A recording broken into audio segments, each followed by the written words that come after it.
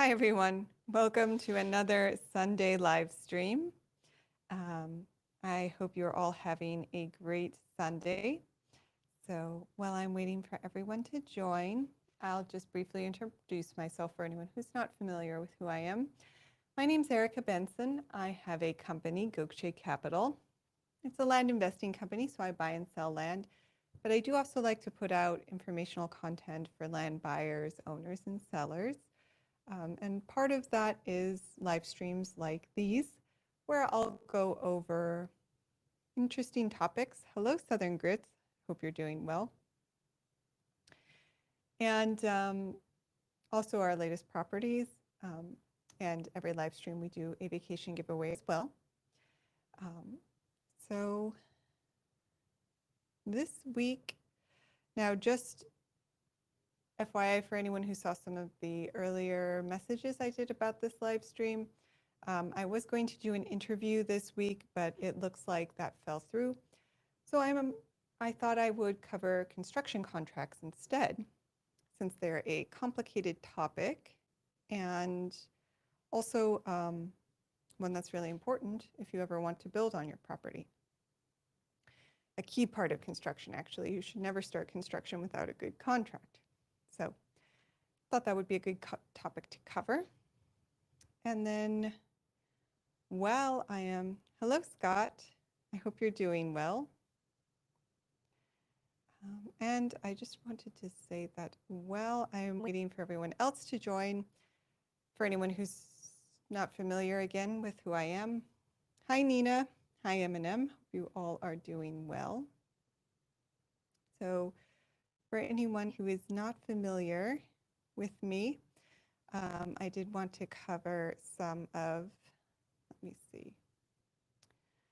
I know my video is small, but I did want to just go over my website very quickly. It's vouchercapital.com. Hi, Silent Ninja. Always glad to see everyone. So here you can submit your property to us if you're interested in selling. We also sell properties. Again, I'll go over some of our latest properties later. But for anyone who's looking for information, we have a great blog. It has over 450 articles. They're all at least 2,000 words. So if there's any topic that you're interested in learning more about, you can go to our blog. You can also just search for the topic in the top menu, and we probably have a post on it. So a lot of good stuff there.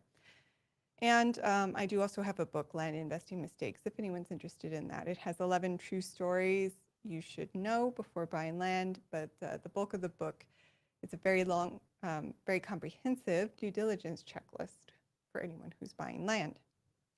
Hi, Giselle. So for everyone who just joined, today I had hoped to do an interview, but that fell through. So instead, I thought I would cover construction contracts. Now, as I said, this is an interesting topic because, hi, Ninky. And actually, this is an interesting topic because I know a lot of people who buy land are looking to buy land to build on it. And the first thing you need to do whenever you're doing construction is get a good contract because it'll make or break your project. Oh, thank you, Silent Ninja. I'm glad you enjoyed the book. So let me share my screen again. Okay. So a construction contract. What is it? As the name would suggest, it's a contract between you and a general contractor that covers all the details of your construction project. It's there to ensure that the process is as smooth and fair as it possibly can be. And this is really important because construction is almost never smooth. So you go a long way to making it a little bit less of a rocky ride if you have a great contract in place. It is a legally binding contract, and it lays out things such as what happens if there's a dispute, what work is expected to be performed, how payment will take place, what the expected timelines are going to be, what happens if an unforeseen condition comes up or there are additional change orders or costs that the contractor is required to cover. All of these items should be included in a contract. And ultimately, it will be signed between you, the owner of the property, and the contractor. And as I said, it breaks down the general terms and conditions of the project, details such as roles and responsibilities, costs, timelines, and types of materials. Now, most of the time, the contractor will actually provide you with a construction contract. There is a standard template that most contractors will use. It's actually put out by the American Institute of Architects. It's, again, a standard template. Not every contractor will use this, but most will. And if you see an AIA contract, that's generally a good sign. That is a well-known, highly thought of contract template. So most of the time the contractor will provide the construction contract, but you should always comment on it. And more importantly, you should have a lawyer look at it and comment on the contract. Because of course, the contractor will more likely than not lay out the terms in a way that's favorable to them. And sometimes those terms are not what you want. So be very careful and make sure that you go through the contract yourself with a fine comb.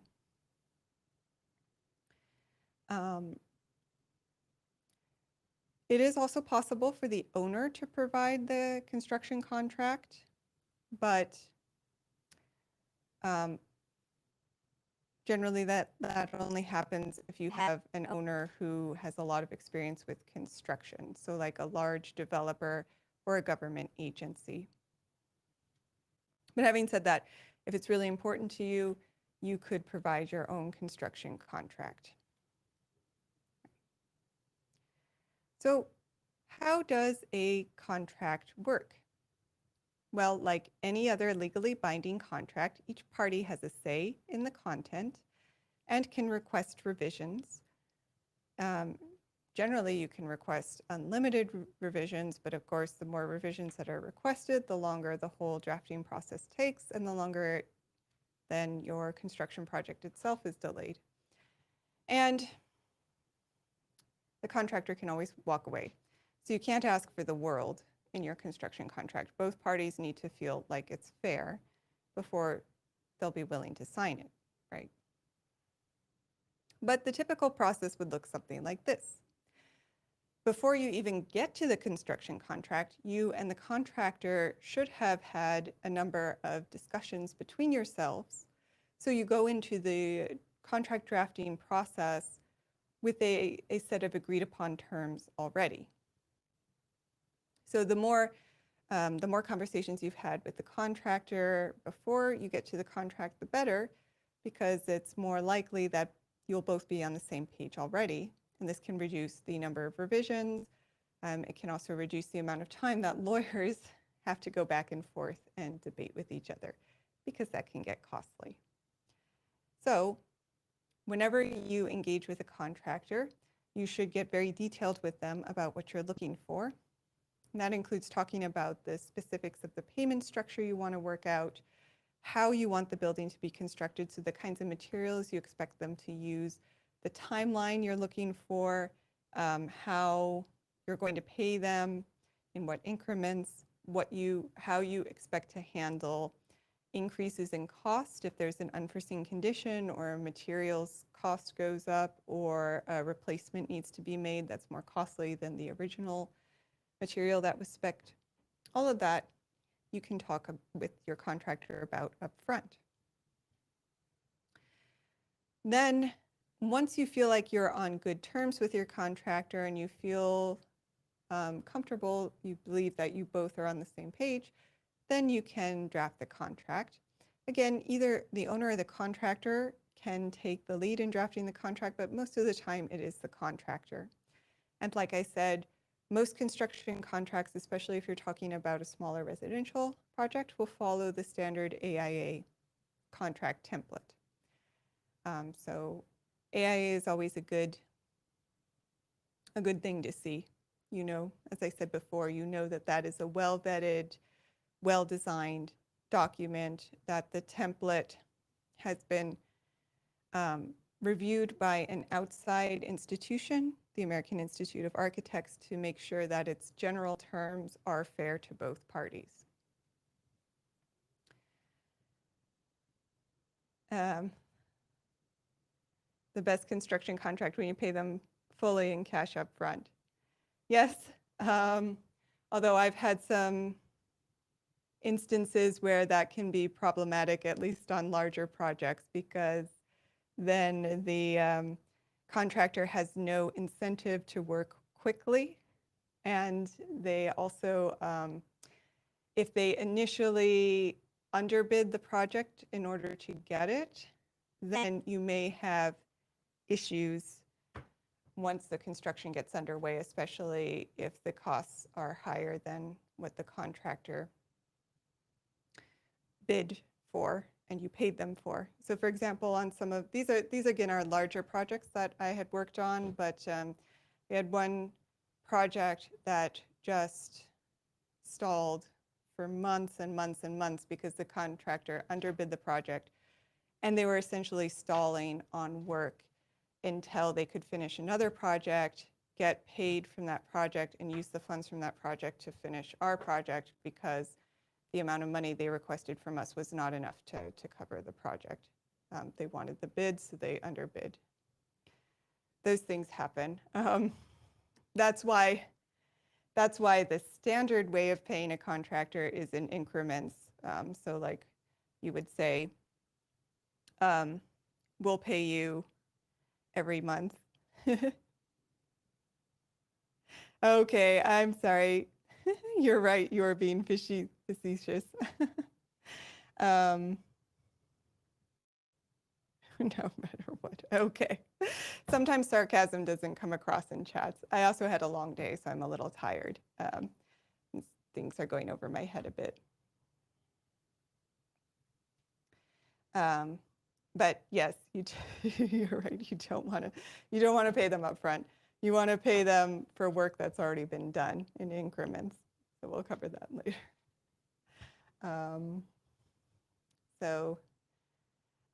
Then you do go through a whole revision process, back and forth. Lawyers get involved. Hopefully, if you actually were on the same page with the contractor and you have a good contractor, one you can trust, which unfortunately can be difficult, there won't be too many revisions. But more often than not, you will go through a number of revisions to make sure that the contract is fair and that you have a way to enforce work if and when unexpected conditions come up, if costs go up, if the contractor underestimated prices, all of those things. Hopefully, though, after you've gone through a number of revisions, you'll both be happy with the contract and you can sign it. The other thing I'll note is that the construction contract is not static. So as construction goes on, there are changes that are made to the contract through a change order process. This usually happens if the original materials spec are no longer available and the contractor is requesting changes to the spec materials. It also happens if unforeseen conditions require changes to parts of the design. This happens a lot, especially when you're working with the foundation process, because you're never 100% certain what's going on under the ground, no matter how many soil borings you do beforehand. And so it's not uncommon to have to change elements of the foundation design once the excavation is underway. If you're really unlucky, during the foundation excavation, you may uncover some really unwelcome surprises. For example, and this is more, again, with bigger projects that I worked on in the past, but we had one project where the contractor had done all the soil borings. We'd done probably 5 of them. We thought we had analyzed the soil, but like I said, you're never 100% certain what's going on beneath the ground until you dig it up. And it turned out that where the building was going to be built was right on top of a rock, a huge piece of bedrock, which we just happened to be in between soil borings that were done. And even worse, that rock was contaminated. It was water drained.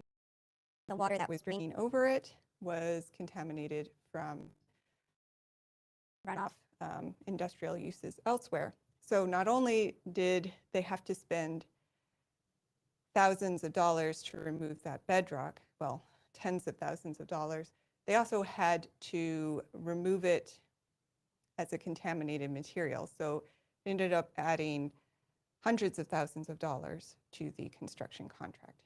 That was a bit of an outlier. Again, on a bigger project, you're more likely to see these kinds of issues, but unhappy things can sometimes occur once you start digging up earth. A really good point. Yeah, contaminated rock, weird. It was one of the weirdest. I had a number of weird projects I worked on back working for the city. Yeah, I never heard of contaminated rock. I've never seen it since then, but you know, weird things happen when you dig up dirt. That's all I can say. I've never gone through a project where something weird hasn't happened during the excavation phase. But yes, that's a really good point.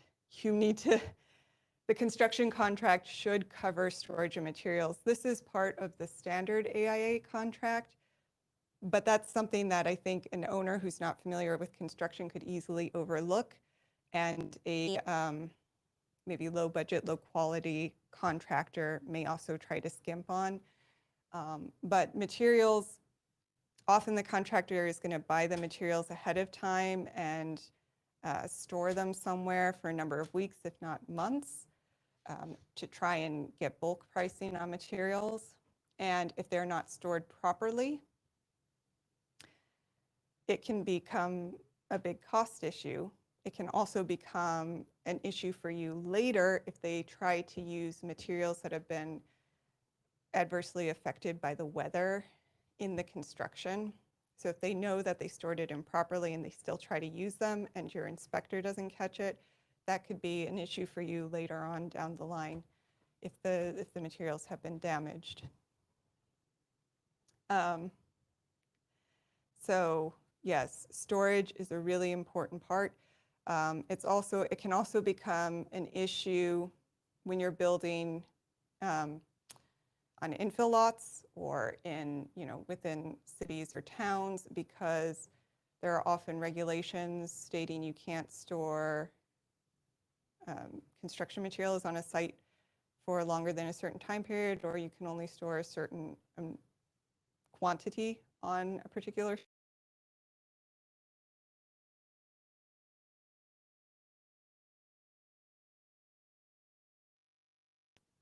So that can be a point of contention as well, sometimes in budget discussions. So there are a lot of elements in a construction contract and a lot of areas where you and the contractor may not see eye to eye, especially when you dig down in the little details like what we were just mentioning, where and how materials are going to be stored, who pays for those costs, things like that. But at a high level, there are certain essential elements that the construction contract is required to have: identification of all the major parties, the project specifications. This is usually done by the architect. It'll be the full plan set. And also, depending on the size of the project, you may have a spec book as well, which is the book of all the materials that are going to be used on the project, because the architect specifies in great detail every material that must be used. And again, the contractor per the contract is not allowed to deviate. They can't get even a slightly different variation of the material. To do that, they would need to submit a change order. So every material used on the project should be detailed in the construction contract. One, that makes it clear for the contractor, but two, it also helps you keep costs in line because you're not allowing the contractor to select the materials for you. Your architect has specified everything. Timelines, of course, that's really important. The construction contract should have very clear timelines and deadlines, and not just when is the construction expected to be over, but when is the foundation expected to be done, when is the rough and plumbing supposed to be done, when is the framing, when will the drywall be done, all of this. And the contractor should give you a timeline that's kind of in a bar chart format that shows each major phase of construction and when they expect to complete it. A lot of these phases will overlap. And the payment structure is going to be based on this timeline. So you'll pay them, it's usually, say, once a month or twice a month. You will have someone go out and inspect the site. On larger projects, there's always a construction manager or an outside inspector who goes and monitors construction progress, but your architect or engineer can do it as well. But someone who represents you should go take a look at the project at the specified payment time each month and verify that the completion is done. It's as, the percentage of work complete is as the contractor is stating it in their bill. And not only that, who's ever going to look at the construction at that time has to be skilled enough to identify whether the work was done well. This is where, unfortunately, you can get a lot of bad or less than scrupulous contractors who, in order to try and accelerate a project, will do shoddy work, especially in areas where they know that it can be easy to cover it up, and someone who's not looking very closely may not catch it. So you really want someone who can scrutinize the project well and tell you if the contractor is trying to cut corners. Because while the contractor will provide some kind of guarantee, it doesn't last forever. And sometimes issues can take years to finally show up. And if it's after the guarantee period, you're not going to be able to go back to the contractor and require them to repair the work. So a good inspector, someone who's on your side and is able to verify that work is done as the contractor claims it is done, is really important to ensuring that you have quality work done, but also that you're paying a fair price whenever you forward payments to the contractor. Another key part of the construction contract is dispute resolution, because disputes come up far more often than they should, really. Yeah, catch shoddy work. Yep, that's really true. Shoddy work it's really a big issue. I think even good contractors, so the other problem with shoddy work is you could have a great general contractor, someone you've worked with before and you really trust and you know that they are, someone who takes pride in their work, but almost every GC is subcontracting out at least portions of the work. So in many cases, they may be subcontracting out most of the work. And while they should be scrutinizing their subs, they are, ultimately not they're not the employer of the subs. So sometimes you'll have a GC who is hiring a sub for a first time. Maybe the market is really hot and everyone is fully booked with work and they couldn't find anyone except this one random sub they'd never worked with before. And that sub happens to be terrible. Shoddy work happens all the time, unfortunately, and it can be really difficult to catch. And you can also have people who are really good, but just one employee one day does one thing wrong, but that one thing has a ripple effect across the rest of the construction work that day. So you have to be really careful. I was saying, you should have someone go out and inspect the work whenever it's time to make payments, but really you should be having your architect go out at least once a week to inspect all the work. And this is also why it's important to have a good architect or engineer, someone who's not only good at design, but who has a good eye for construction as well.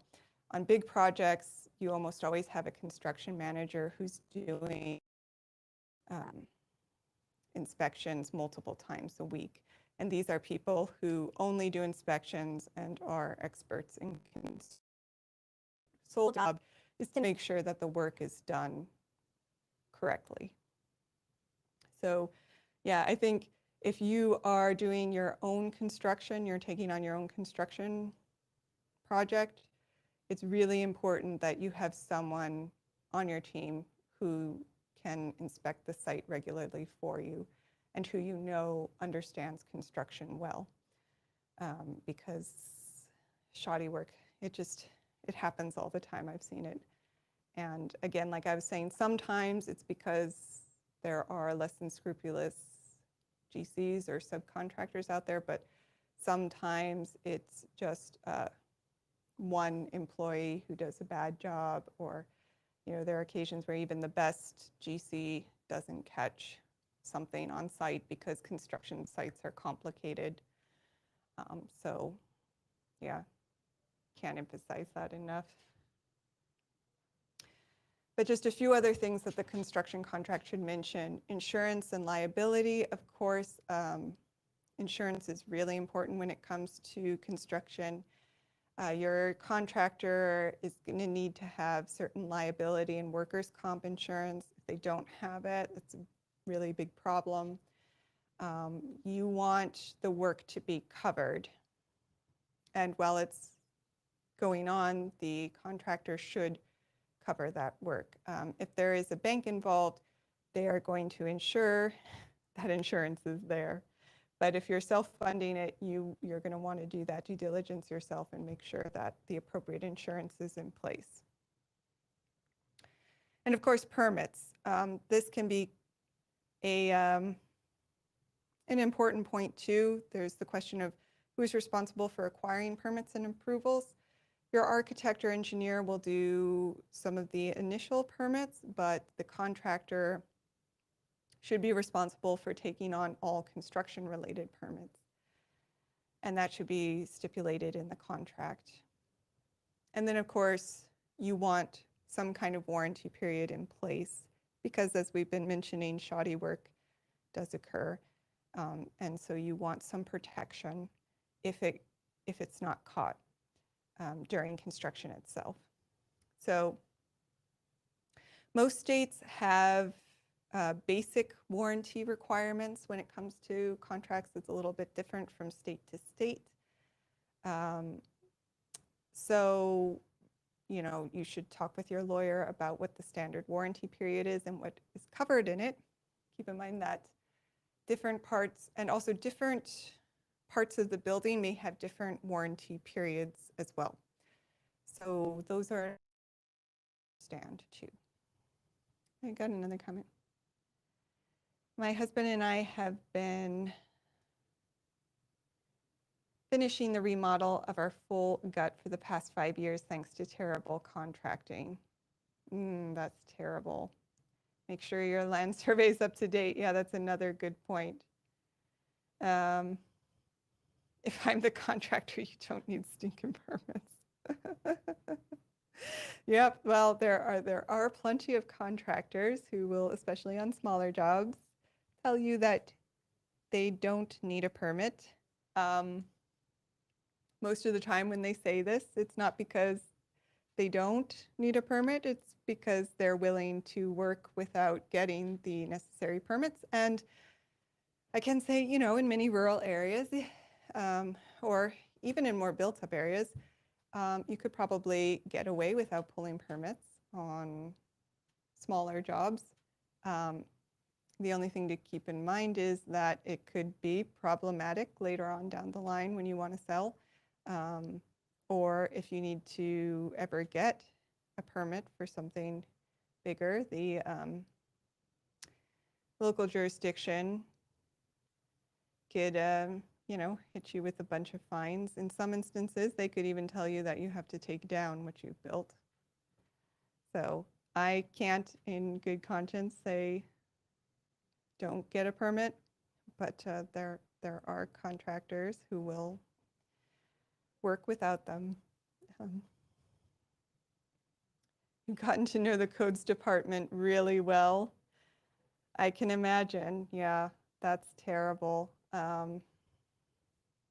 Yeah, there are a lot of shoddy contractors out there. The only thing I can say is, you know, it's not always the best in the long term to go with the lowest price contractor.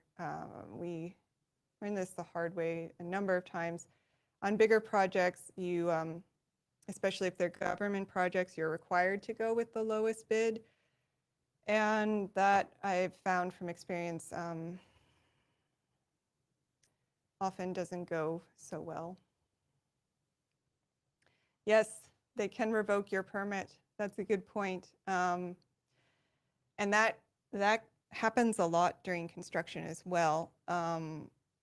You know, contractors, a permit can be revoked for any number of reasons.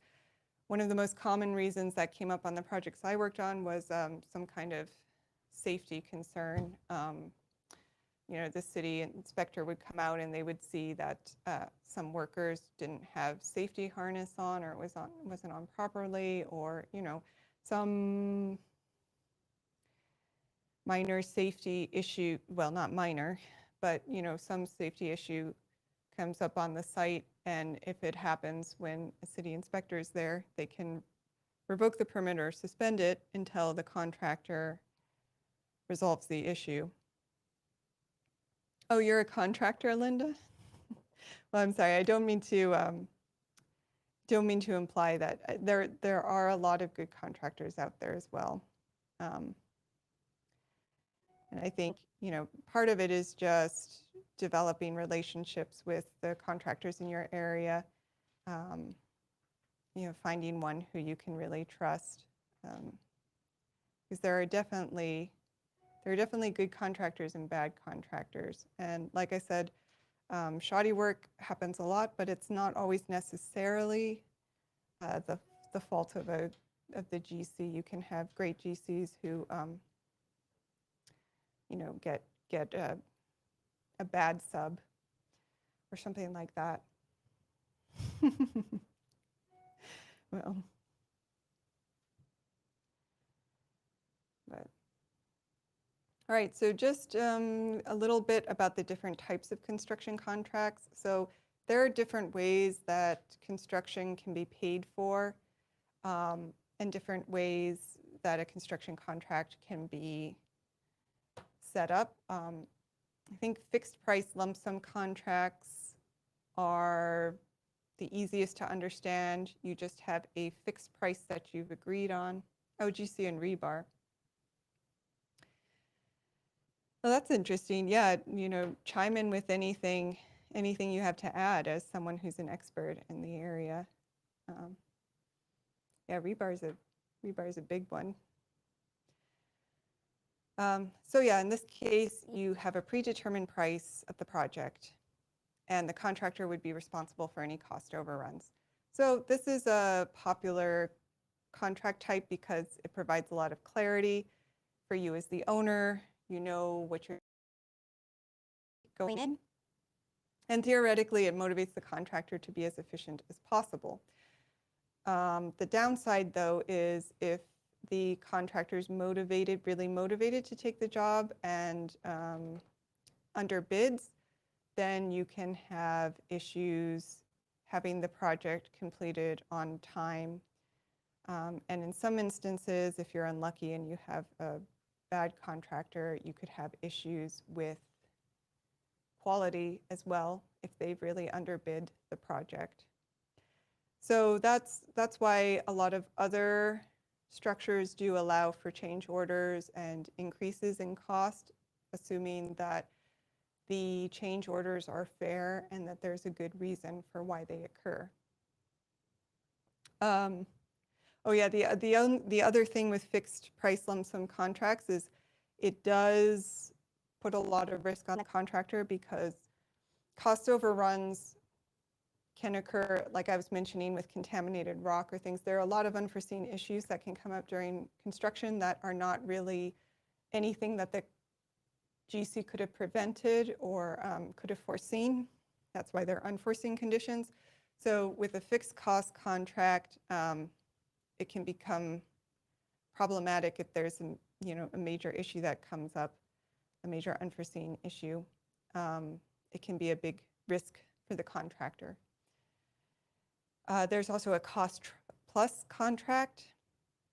This is when the owner reimburses the contractor for all construction costs incurred, also pays an agreed upon markup fee, which is essentially the contractor's fee for service.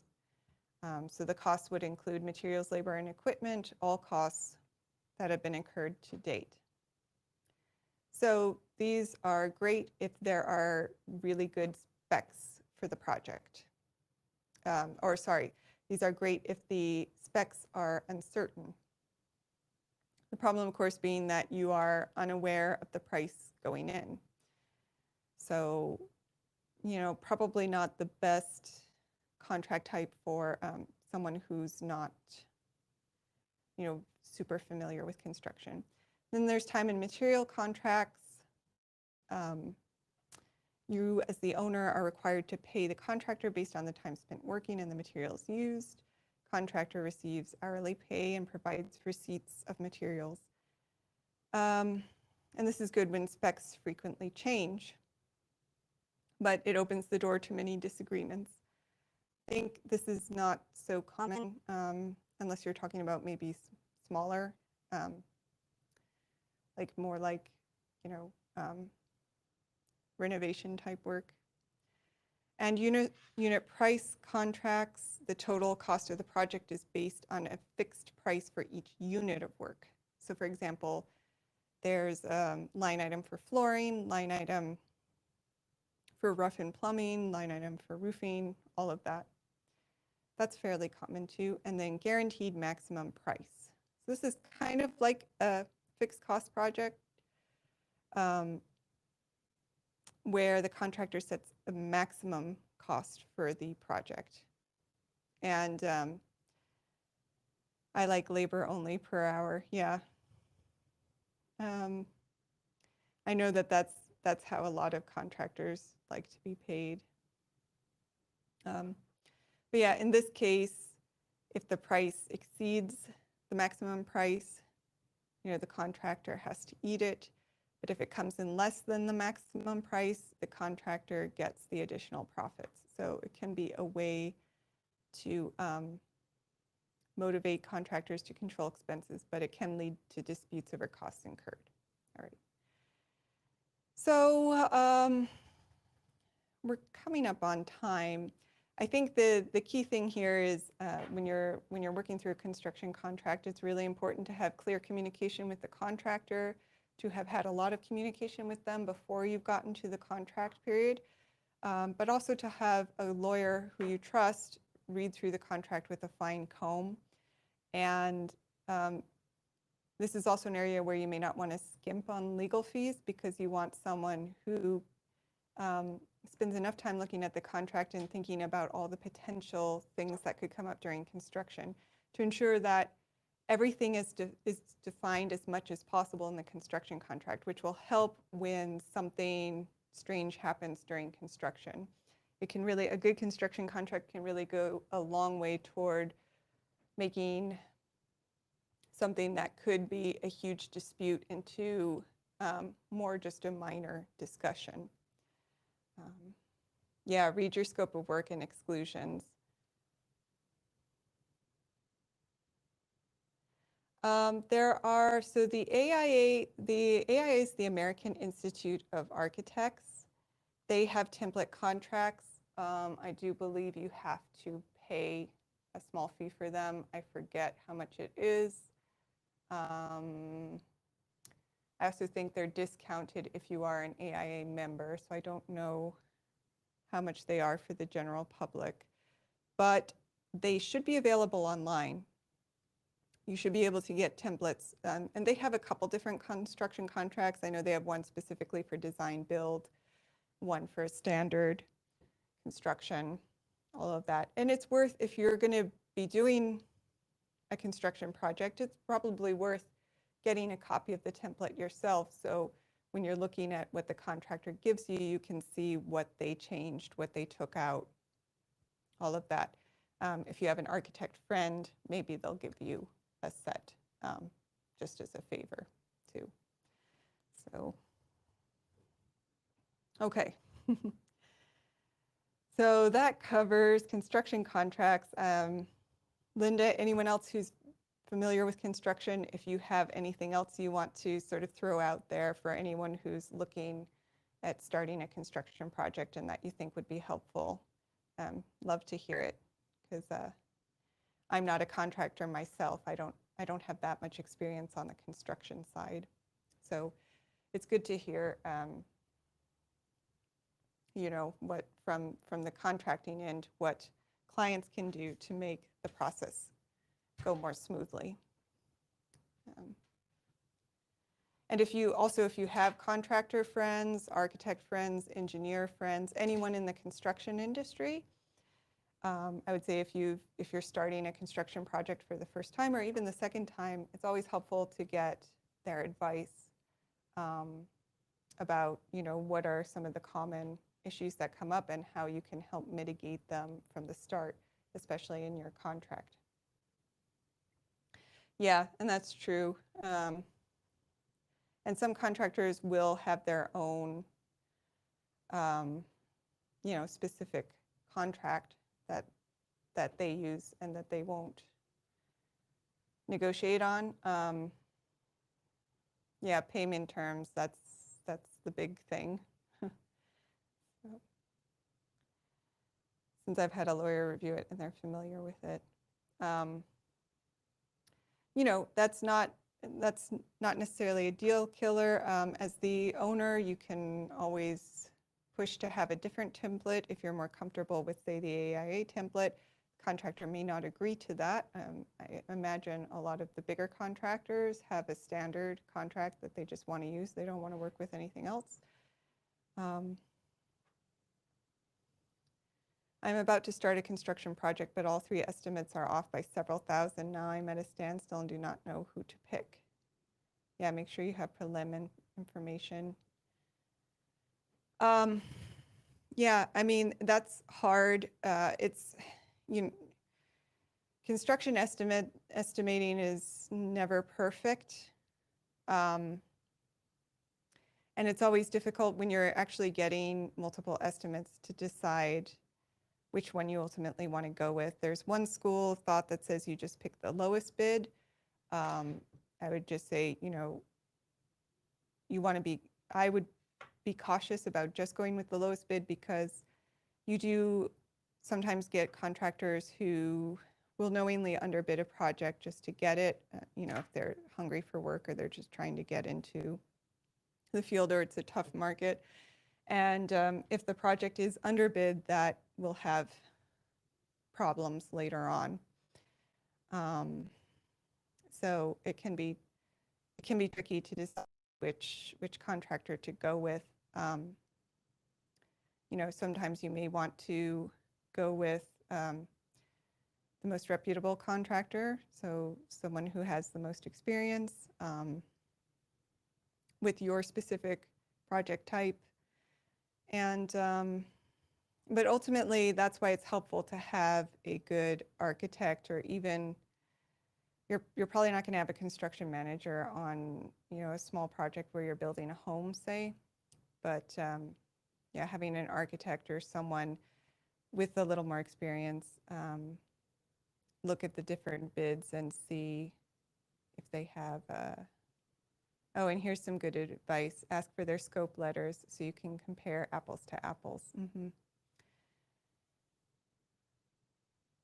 And I'd be sure to ask about their guarantee warranty. That's another good piece of advice. Will they come back, looking at customer reviews? Have they actually come back and fixed work? If you have a contract, usually they'll have a bid sheet showing what different things would cost. And yes, yeah, I think that's what Linda's saying. You should compare their scope letters to see where exactly the cost difference is, what the, which one, where the major differences are. It's usually in one aspect of the work. And so then you can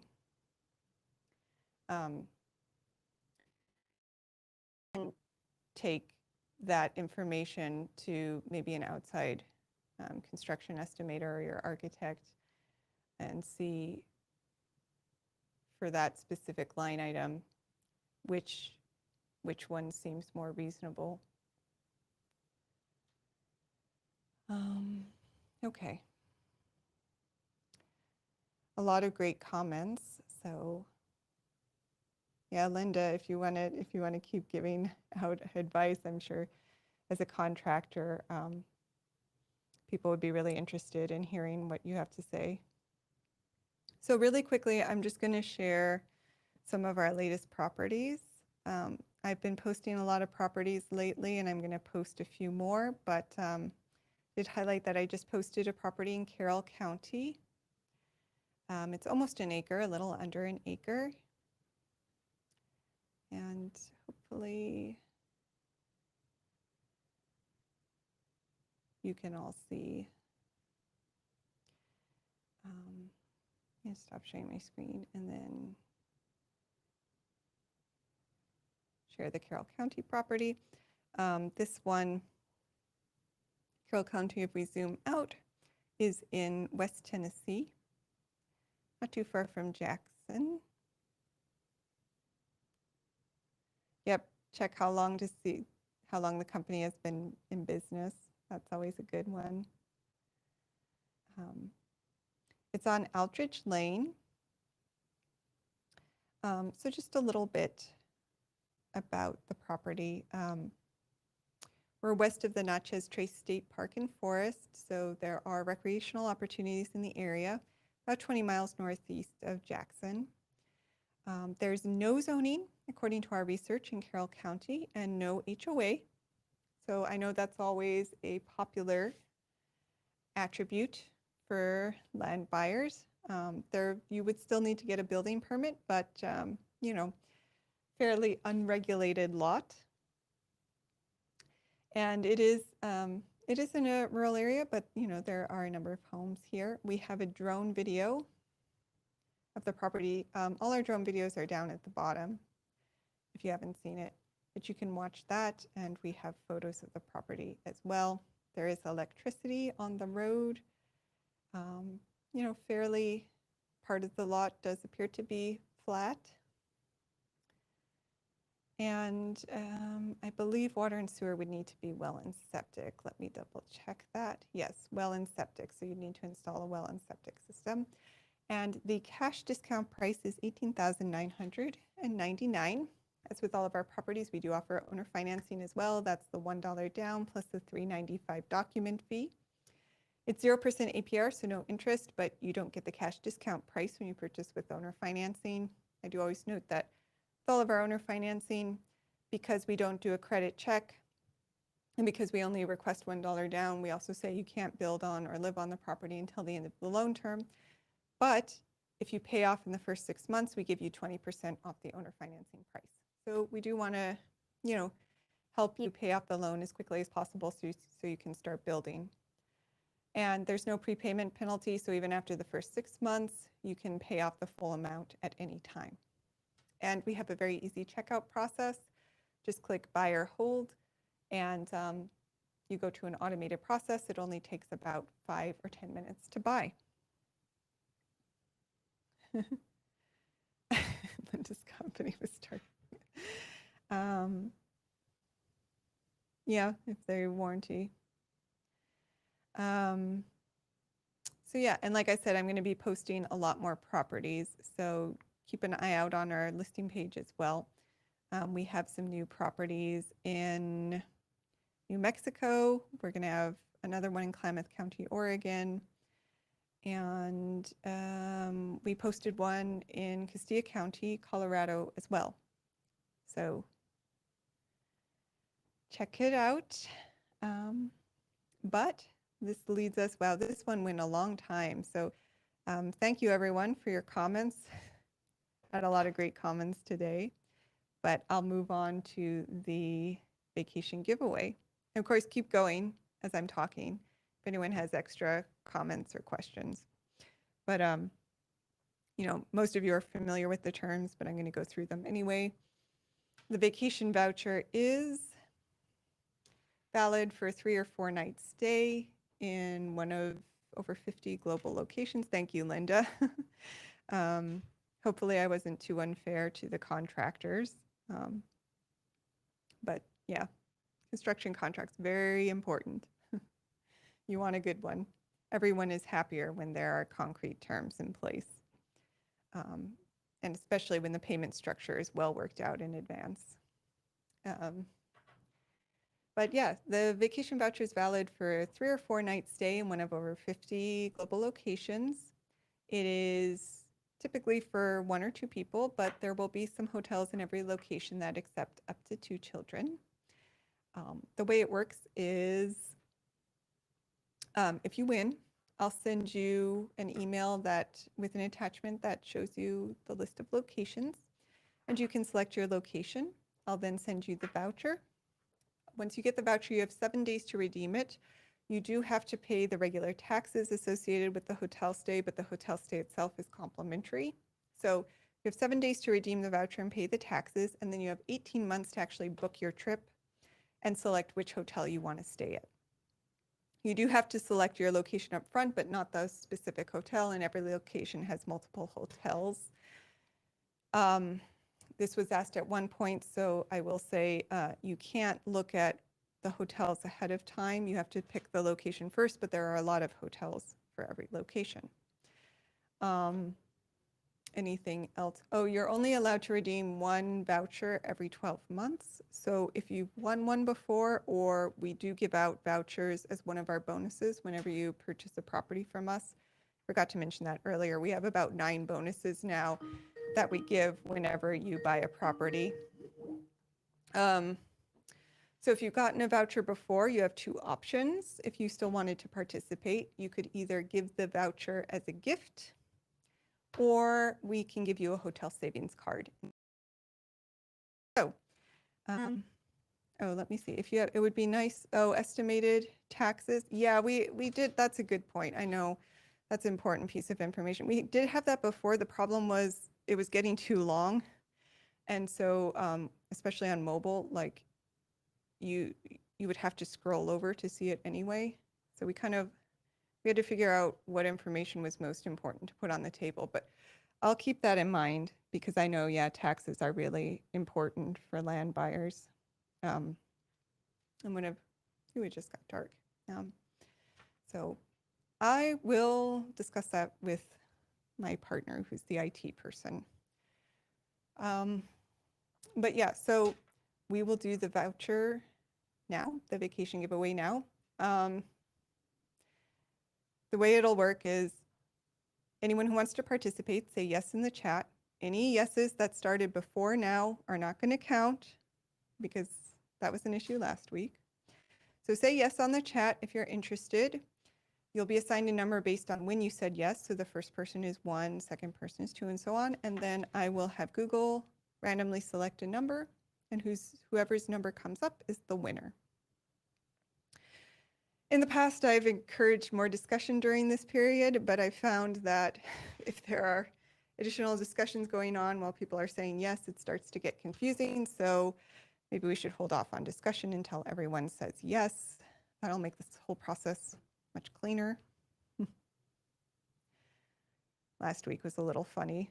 We had a bit of a hiccup. Okay. So it looks like everyone said yes. I'm going to give everyone 10 more seconds, and then we are officially going to do the drawing. So 10, 9, 8, 7, 6, 5, 4, 3, 2, 1. All right, stopping now. We have 1, 2, 3, 4, 5, 6, 7, 8, 9, 10, 11, 12, 13, 14, 15 participants. 4, 5, 6, 7, 8, 9, 10, 11, 12, 13, 14, 15. 15. Give anyone 10 seconds if they think I'm wrong with my count. All right, we're going with 15. And I'll share my screen so we can pick a random number. We'll say 1 through 15. And drum roll, number 14. That actually makes it very easy to count who. That would be M&M. You are today's lucky winner. Congratulations.